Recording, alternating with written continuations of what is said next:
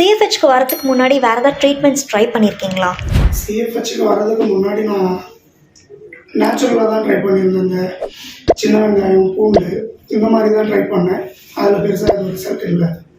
நீங்கள் ட்ரான்ஸ்ஃபார்ம் பண்ணதுக்கப்புறம் உங்களுக்கு கிடைச்ச பெஸ்ட் காம்ப்ளிமெண்ட் என்னது? பெஸ்ட் காம்ப்ளிமெண்ட் தான் என்னோடய ஆஃபீஸ்லேயே நிறைய பேர் சொன்னாங்க. ஃபஸ்ட் டே ஆப்ரேஷன் முடிச்சு நான் போனப்போ பெருசாக எதுவும் தெரியல அப்படின்னு தான் சொன்னாங்க. மோர் தென் 10 days போனதுக்கப்புறம் என்ன அது உன்னோட ஃபேஸே வந்து கம்ப்ளீட்டாக மாறுது. உன்னோட ஃபேஸு ஃபஸ்ட்டு இருந்த மாதிரி எங்களுக்கு தெரியல, புதுசாக பார்க்குற மாதிரி இருக்குது, ஏதோ நியூ எம்ப்ளாயி ஹையர் பண்ண மாதிரி இருக்குது அப்படின்னு சொன்னாங்க. சிஎஃப்ஹெச்சை பொறுத்த வரைக்கும் உங்களோட ஓவரால் எக்ஸ்பீரியன்ஸை ஷார்ட் அண்ட் ஸ்வீட்டாக சொல்ல முடியுமா? சிஎஃப்ஹெச்சை பொறுத்த வரைக்கும் நான் சொன்னோன்னா, வரும்போது ஃபேஸ்புக் இன்ஸ்டாவில் பார்த்து தான் வந்தேன். வந்ததுக்கப்புறம் தான் எனக்கு தெரிஞ்சது இங்கே ரிசப்ஷன்லேருந்து டாக்டர் வரைக்கும் எவ்வளோ கேர் பண்ணிக்கிறாங்க என்னன்றது வந்து ட்ரீட்மெண்ட் எடுத்ததுக்கப்புறம் தான் தெரிஞ்சு.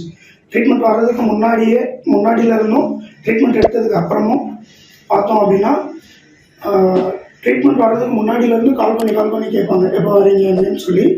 அதுக்கப்புறம் ட்ரீட்மெண்ட் முடிச்சதுக்கப்புறம் நான் வீட்டில் இருக்கும் போதும் எவ்ரிடே அவங்க கால் பண்ணி கேட்டுகிட்டே தான் இருந்தாங்க. என்ன இம்ப்ரூவ்மெண்ட் என்ன இருக்கா, உங்களுக்கு ஏதாச்சும் ட்ரௌசினஸ் இல்லை சைட் எஃபெக்ட்ஸ் ஏதாச்சும் இருக்கா, எல்லாமே விசாரிச்சுட்டு இருந்தாங்க. ரொம்ப கேர் பண்ணி பார்த்துக்கிட்டாங்க. Thank you mister Ganesh. தேங்க்யூ.